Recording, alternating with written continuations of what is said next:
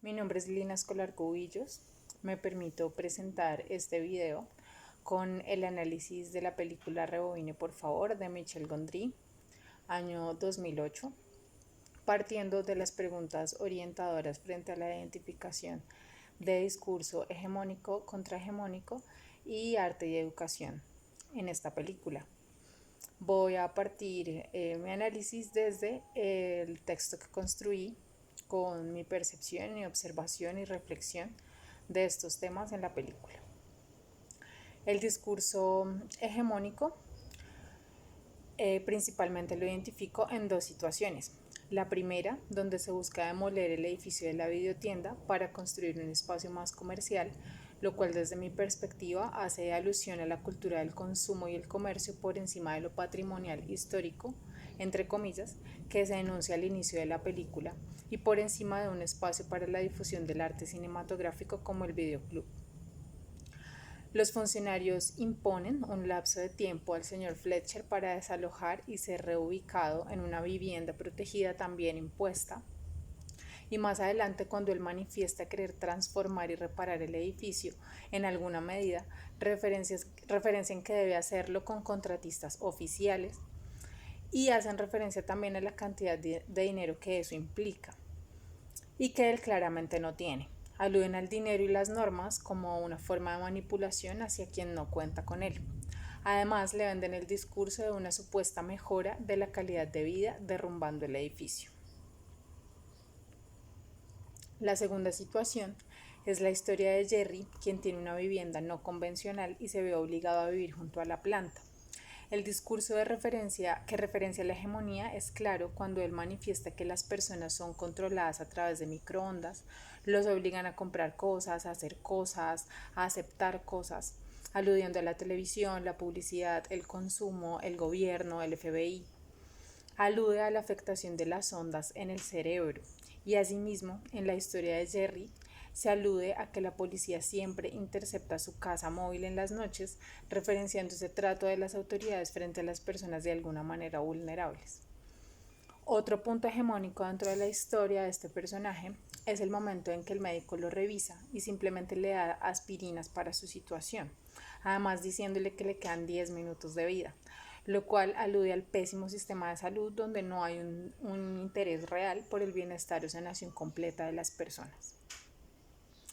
Otras alusiones a la hegemonía desde mi perspectiva son la segregación racial al músico Fats, el hecho de que él utilizara el piano de la iglesia para practicar, refiriendo a la imposibilidad de una persona como él de tener ese tipo de instrumento musical y que la iglesia sí puede y tiene. En el momento en que los protagonistas aparecen haciendo el graffiti en la calle, la policía llega para reprimir y amenazar con el calabozo a los artistas. Uno de los textos de Jerry, que alude también al funcionamiento de la hegemonía en las personas, comenta que la ciudad entera es una posilga y utilizan el término antroposilga, en donde no puedes tener mayores oportunidades ni aspiraciones en la vida y donde la gente vive porque le toca, por no tener a dónde más ir. Otros símbolos de hegemonía aparecen en la homofobia o percepción vergonzosa acerca de la homosexualidad que Jerry manifiesta en la escena con el actor que les ayuda al comienzo. En la obligación de la videotienda de adaptarse al mercado impuesto y descontinuar las películas de culto. En uniformarse para dar un mejor aspecto al consumidor. En la queja de Mike, donde manifiesta que él como trabajador no vale nada, al igual que los remakes, en las leyes y sanciones al pirateo versus el acceso de todo el público al cine. En el inicio de la historia se evidencia a Jerry como un personaje más contrahegemónico y a Mike como quien sigue órdenes y tiene miedo de hacer las cosas diferentes a como el jefe se lo indica. Ahora, frente a la manera en que aparece una respuesta contrahegemónica en la película, principalmente la respuesta contrahegemónica se da cuando Jerry y Mike deciden grabar sus propias películas a su manera, como respuesta creativa a una situación problema. Observa una apología a las grabaciones o películas de corto presupuesto por las cuales muchas de las personas que hemos querido hacer cine pasamos en algún momento de nuestra vida, muchas veces debido a la falta de acceso a esos recursos para el arte cinematográfico. Otra respuesta contrahegemónica principal que le da el curso a la historia es el sabotaje que Jerry pretende hacer a la planta para acabar con las afectaciones que ésta tiene sobre las personas. El hecho resiliente y creativo que Jerry y Mike desarrollan genera un efecto en toda la comunidad. Otras personas empiezan a interactuar con la grabación de las películas, lo cual rompe con la idea de que solamente quienes conocen o saben de cine pueden hacer películas. Hay otra referencia contrahegemónica en una frase de Jerry, y es que las personas realmente quieren ver las películas que ellos hacen y no les interesan las grandes producciones que se enmarcan dentro de los cánones cinematográficos. En menor medida se evidencia una respuesta contraria a la hegemonía cuando el dueño de la videotienda se propone estudiar a otras tiendas para transformarse y contrarrestar la demolición de su negocio, repensarse sus ideas establecidas, visitar todos los videoclubs que tienen otras propuestas y de cierta manera renovarse, aunque cuestiona la falta de conocimiento de uno de los empleados hacia las películas de culto.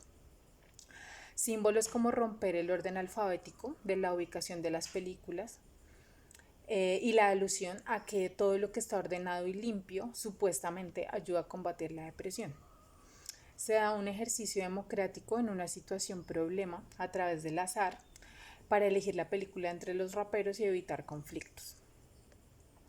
El giro de descubrir que el edificio realmente no estaba unido a una situación histórica puntual, sino que era una historia en cierto modo inventada en alguna parte, y la aparición de las autoridades en propiedad intelectual da lugar a pensar que ellos pueden hacer todas las películas que quieran, películas nuevas. Creación colectiva. Incluir a las personas comunes en las películas. Una alusión a que las personas se conviertan en accionistas de sus películas, es decir, de su propia felicidad. Todos juntos van a hacer una película y se alude a una rebelión civil donde no necesitan permiso para crear y toda la comunidad participa. Se hace referencia a la forma de concebir la memoria histórica. Nuestro pasado nos pertenece y podemos cambiarlo si queremos. Esto da pie a la reconstrucción de la historia de FATS a partir de un ejercicio de compartir remembranzas por parte de la comunidad y así construir una nueva historia. Se alude al apoyo colectivo de la comunidad a través de las donaciones en la premier de la película, y esto genera incluso la participación del personaje encargado de la videotienda de la competencia. El final alude al cine callejero, al cine comunitario, a los espacios no convencionales para difundir el arte, en donde se da la inclusión de actores que de alguna manera cambian su rol gracias al arte, como los policías. Y finalmente, los cruces que hay entre arte y educación y el desarrollo de la historia. Se da un paso por películas de culto en la historia del cine. Los protagonistas generaron una suerte de formación de públicos con los clientes de la videotienda, partiendo de esos clásicos del cine en donde es posible acercarse de otras formas a las historias y generar conversaciones y reflexiones alrededor de las mismas.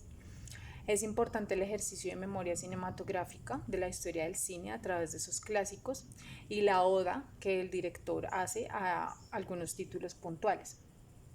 Se da una conversación informal con personas del común a partir de la mención de un clásico cinematográfico como El Rey León, lo cual alude de alguna manera a los cineforos donde cada persona tiene una percepción pasada por su propia historia frente a lo enunciado en una película.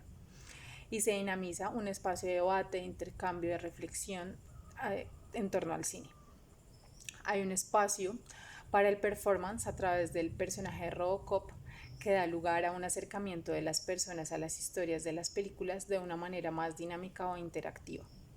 En cuanto a FATS, se alude a una reunión que los amantes de la música y el arte hacen en el tren abandonado donde él murió y escuchan su música mientras conversan.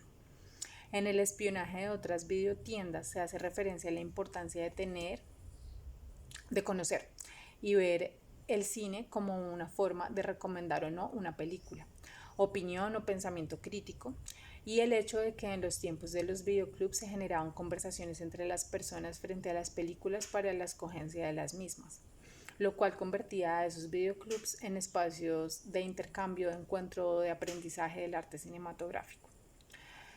En la actualidad quizá no lo podría asegurar, es mi percepción partiendo del hecho de vivir actualmente en un municipio donde la cultura cinematográfica pues es prácticamente nula, pues la cultura cinematográfica no comercial es prácticamente nula. El hecho de la aparición de plataformas como Netflix y otras, a las cuales las personas tienen acceso desde lo privado y no desde el encuentro con el otro o una comunidad, ha hecho que no haya mayor generación de estos espacios o que ya no se dinamicen de estas formas que promovían la educación o el intercambio de saberes frente al arte. Por supuesto, hay muchos cineclubs que sobreviven, pero en la cultura en general pienso que estas plataformas han traído otras maneras y sería importante utilizarlas sin dejar de lado los espacios de encuentro y de reflexión, o bien propiciar esos intercambios a partir de los contenidos que hay actualmente en este tipo de plataformas.